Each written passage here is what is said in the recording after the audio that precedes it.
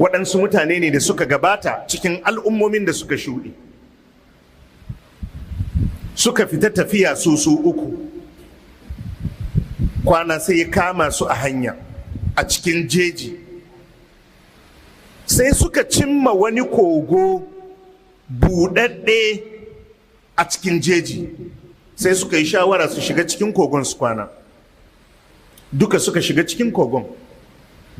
Bayan sun shiga sai wani dutse ya balle daga saman dutse, sai ya gangaro, sai ya zo ya toshe kofan kogon.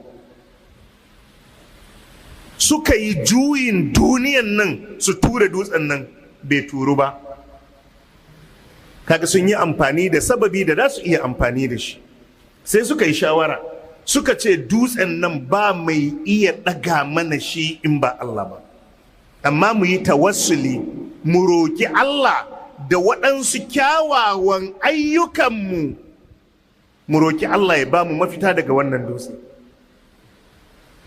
Domin dama abin da ya faɗa kenan, faman kana yarju liqa'a rabbih falyamal amalan salihan, sai ce wala yushrik bi ibadati rabbih ahadan.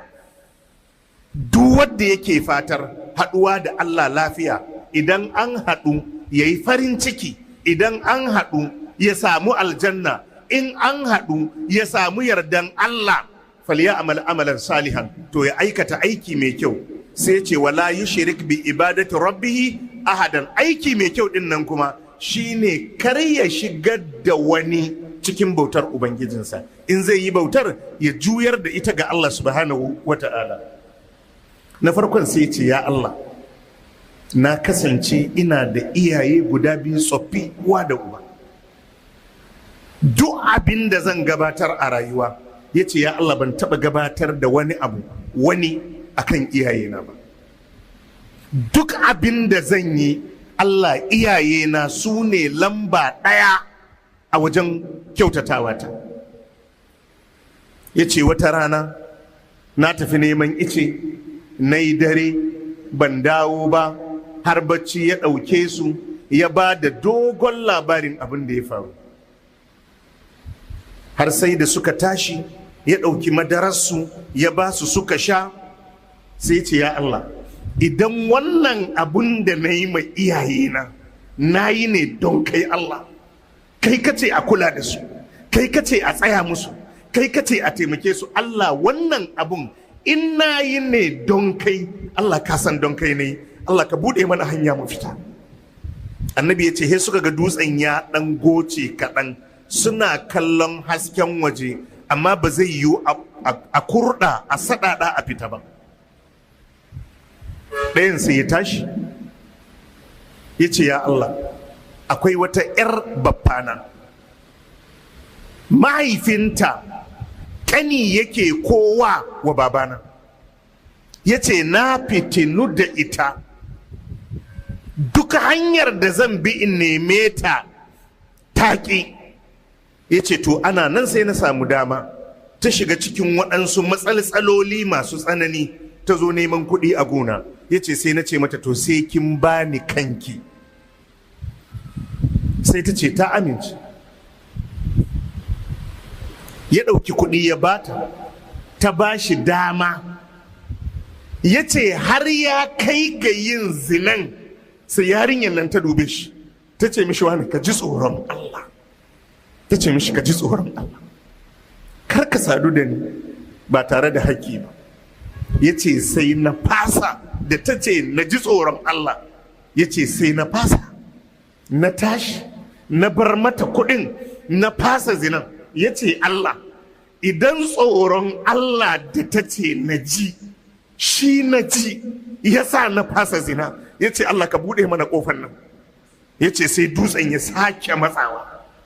Ya ce ga waje suna kallo, amma gangan jiki ba zai iya wucewa ba.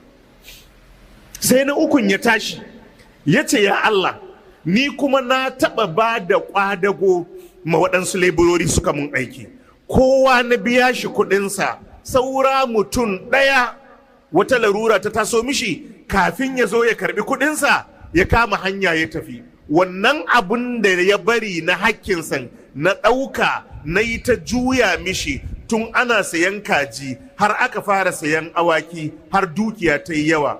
Ƙarshe shi ma wata rana ya zo ya ce in bashi dukiyarsa, ya ce na ɗauka na bashi, ya ce Allah in wannan abun da na yi don kai na yi, kai ka ce a riƙe amana, kai ka ce a ba da hakkin ma'abota hakki, kai ka ce a ba da hakkin da yake kan wadda aka ba wa amana.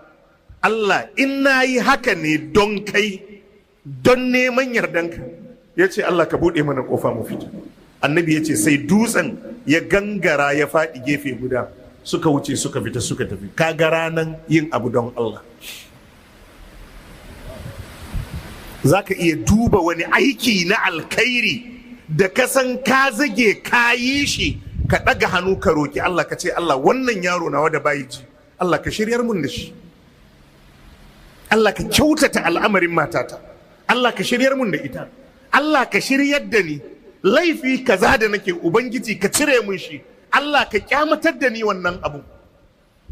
Duk wanda zai yi aiki don ya burge mutane ya ɗauka ma kansa wahalar da ba ta da riba a duniya ba riba a lahira, don shi ɗan adam ba a mishi.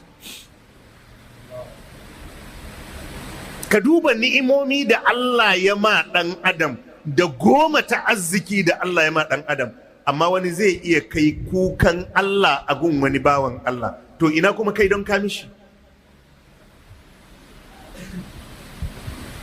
Duk wanda zai yi wani abu da sunan ibada, neman kusanci a wajen Allah subhanahu wa ta'ala, ya yi ƙoƙari ya nemi yardan Allah. Abinda ka yi don Allah shi ne kaɗai za ka samu a gaba ga Allah ranar alkiyama. Kar ka yi abu don riya,